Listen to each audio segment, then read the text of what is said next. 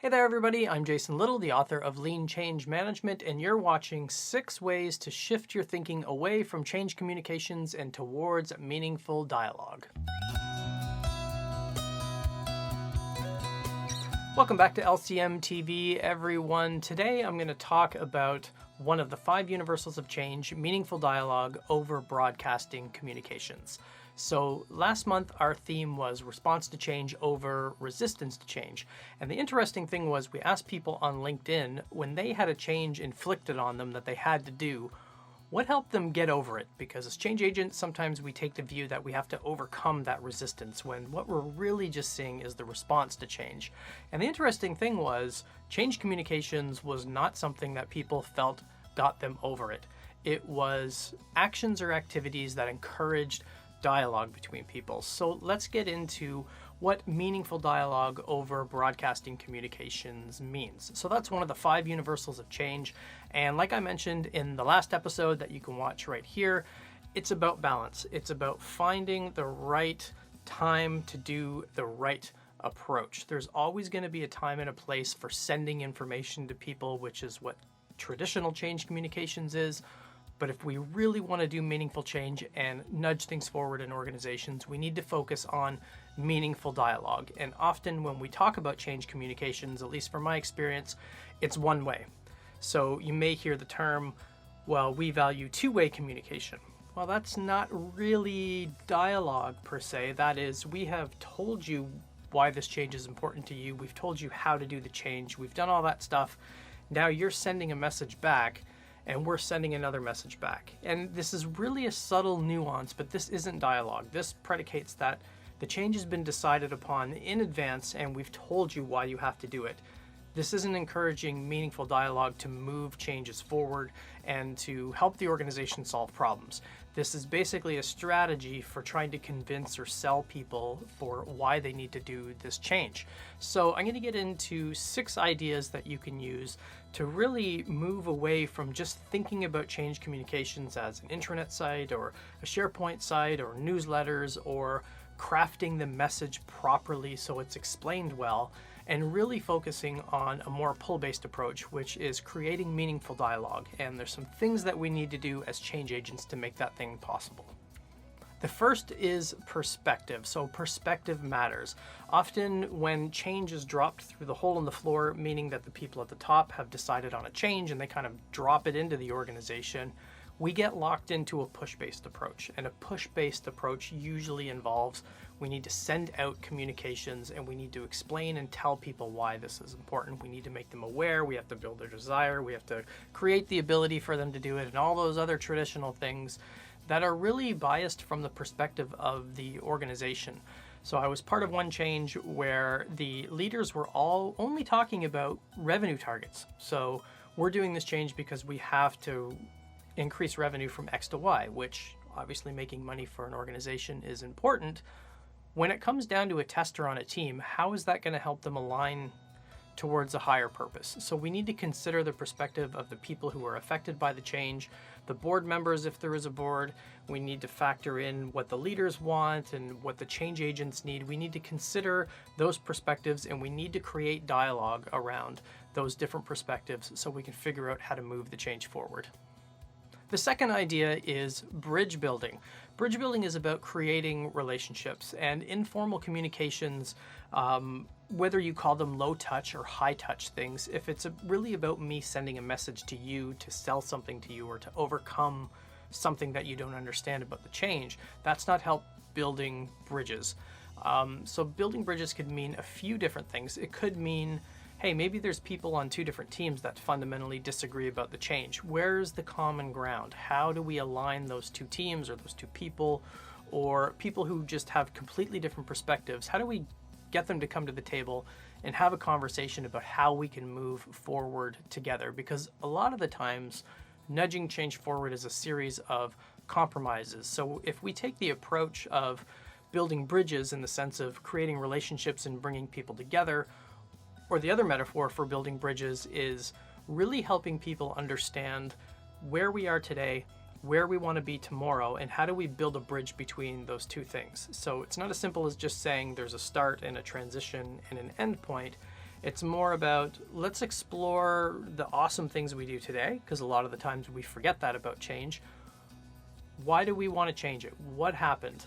How are we going to build a bridge between where we're at now and where we want to be? So the first one I talked about, perspective matters, and the second one being bridge building. Those two things are very highly linked together because we really need to build bridges between people who have different perspectives so we can nudge change forward.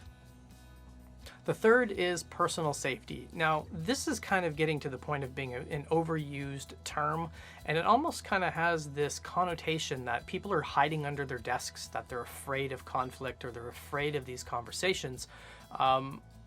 Maybe that's true to a certain extent, but personal safety is more about you as the change agent figuring out a way to make it okay to talk about things that are uncomfortable.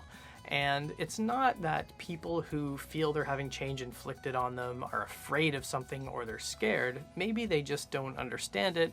Maybe they don't feel they can speak up because they think they're an outlier. So that's different. If you think you are kind of an edge case, you are an outlier, and what you're thinking is so different from everyone else who's reacting to the change, maybe you don't feel free to speak up. So sometimes if you're creating personal safety, sometimes as the change agent, you need to be the megaphone. You need to relay that thought and that message on behalf of someone who might not feel safe to speak up. So this one is a little bit harder, obviously, because of the pandemic and everybody being forced to work remotely. But one of the Agile principles is face-to-face communication is the most effective way to convey information between people. Now, the interesting thing is it doesn't say it needs to be in person. I worked in an organization many, many years ago that had a very strong remote working culture. And the interesting thing was when they would do video calls, they would all leave their cameras off. So, you figure as the change agent, well, let me model the behavior. So I always turn my camera on, and usually I was the only one on the call with my camera turned on, and it didn't really make a dent. The idea behind face-to-face communication, obviously on video chat, or as companies are starting to go back to work, maybe some organizations are spending 1 day a week in the office so people can get that face time. It's about seeing each other as humans. I think we've all been in organizations or situations with the email warriors, as they were often called back in the day. And that was, people will say horrible things over email that they would never say face to face. So when we really want to create meaningful dialogue, we need to get these people together who have different perspectives, and the way that we build bridges and relationships between them is by humanizing each other. Because really at the end of the day, we all want the same thing. We want to feel accepted. We want to feel like our contributions matter no matter what level we're at. And if we see each other as humans, we're more likely to move the change forward. This one's obvious. Conversations. Like I mentioned with the LinkedIn poll, it was always conversation or dialogue based things that people believed was getting them past the change. And sometimes when we talk about conversations, like I mentioned in the opening, it's about I as the change agent send you a message that describes why, or I'm trying to sell something, or I'm trying to overcome resistance or clarify something, and you're sending a message back which is like an acknowledgement. Yes, I acknowledge this and now I accept it. That's not communication, that's not dialogue, and that's not conversation. Conversation is when we follow the process of asking powerful questions. So turning why questions into what questions, for example. So if people don't understand something about the change, the worst thing we can do sometimes is try to explain why to them, because that can come across as being quite attacking. So a question you can substitute, for example, why don't you want to do this change? You could ask, well, what are your thoughts about how we're approaching this change? What do you think we could do differently? Or how could we shift the approach that we're taking, or even, talk about some of the outcomes, and we can really focus on the why and the what of the change, and then shift the conversation into the people affected that come up with the when and the how. So those conversations require some really high level skill in unlocking those powerful questions inside your mind, so you can ask people and they can really think about what that change means to them. And this is the conversation that we need to have, not so much us explaining it and sending it to people. The last one is honesty, and this one is a tough one. I think we live in an age now where people in organizations are smart enough to see through the corporate BS, right?